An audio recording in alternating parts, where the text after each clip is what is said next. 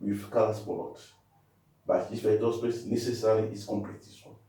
With this scalar product, you can define a norm on it.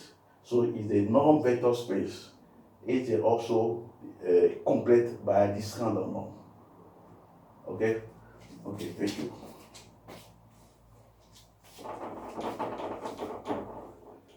You know already the definition of Hilbert space.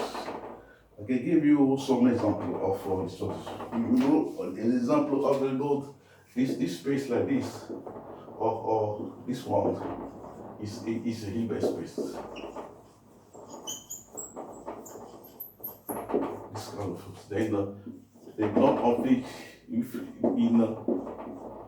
omega, which is the topological space omega like this, we define the norm like this. The scalar product of mass this one will be equal to this one, f of x. You put the integral on this, and j of d of f is particularly called by dx, where this one is the measure on this kind of vectors, which is kind of topological space, which is locally compact topological space. So that this one is locally compact. So you can define necessarily a measure from this, which is from this measure. This one is also is a Hilbert space. And for the notation, we use you see normally for your u v an element of h. You can say that f of u to define the scalar product on h, or also you can say that this one u of v. It's just notation, or we say sometimes u1 u v. It depends of one working on this kind of space. You can use f like this to define the scalar product of two vectors. This one also is scalar product of the two vectors here. This one also scalar product of two of the yes, many you can get. You can see another notation of the scalar product. Okay, now I'll give you some more main properties on this kind of Hilbert space.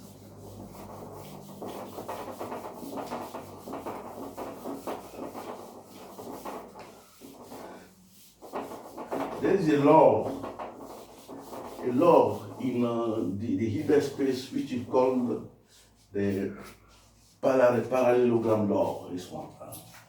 When you have like a vector like this, some vector, this is like some vector like this, uv, this one, I can consult this parallelogram like this one, this kind of vector. See, here I have another vector. This one is u plus v, this one, and this one is just u minus v. This kind of vector, this one is that u minus v, because minus v is like this, it is like this. This one is the minus v, this one. And if you want to consult this one like this, you have a vector which is like this. This vector is necessarily the same. This one is the same.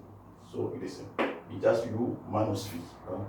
So you have u minus v here, u plus v here. The law, parallelogram law says that parallelogram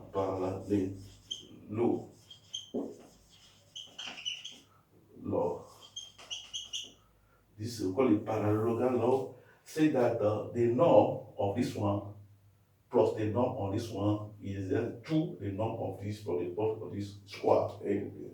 Square. That means that what? The norm of u plus v,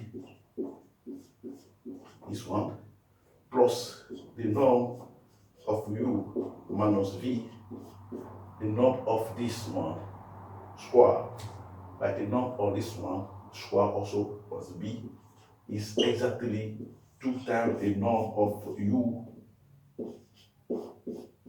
square plus the norm of v. This relation is called parallelogram law. Yeah, you got for this law. It's got the parallelogram law, this one. So the norm of u plus v, the norm of this one square plus the norm of this one square is equal to 2 the norm of this one and this one. And in some, you can use it also, you can put it like this, the same. You can put that u plus v over 2. I take the square plus u minus v over 2 square is also the same. And 1 over 2, the norm of u square plus the norm of v square. This one is just the same condition.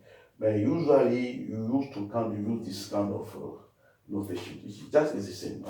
If this one is this one in 1 over 4, multiplied by this one, very simple. Okay, thanks. Now, from these laws, I give you a theorem which is very important in the Hilbert space theory. A theorem called the theorem of projection. Not from this one.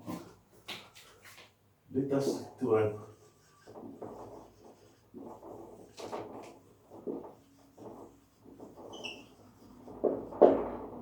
The theorem of projection. This one.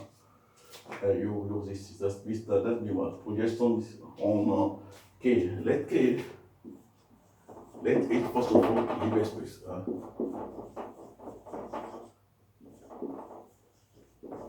Hilbert space. That means that a norm vector space which is complete, and the norm defined from the scalar product. Shall we put on it?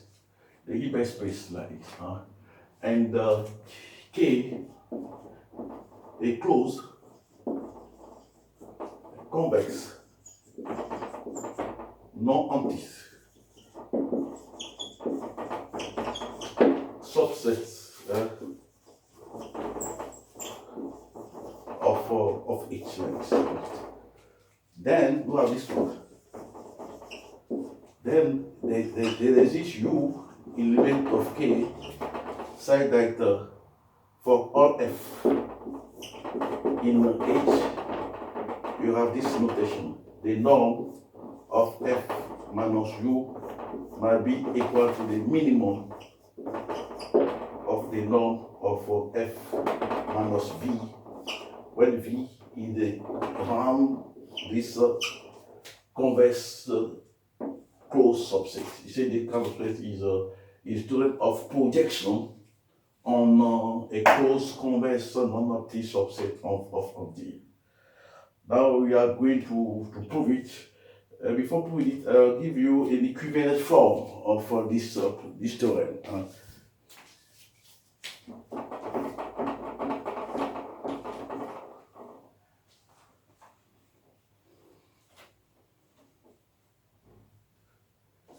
This one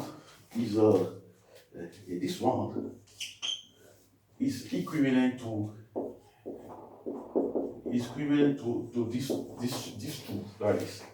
We say that u an element of K, say that you have f minus u and v minus u is also, to do the scalar product, and this is less than 0. For all v also element of K, this one. So this one is also equivalent on this. There exists this one and it's equivalent to this one. If you want, we try to prove it. We try to prove first of all that there exists a one and just this one. And you can prove also that there exists u like this, that the u here is a unique. A unique vector like this. Unique vectors is unique, like this condition. The vector here is unique. It's not. The vector here is unique. U here is unique, such that you have this condition. What I put here, this one is unique, the vector space. Okay, let us see the proof. the proof for this one. So we try to prove the resist to this one. You prove the unicity of U, and also you prove the equivalent form of this kind of vectors. Okay. Let's just prove one.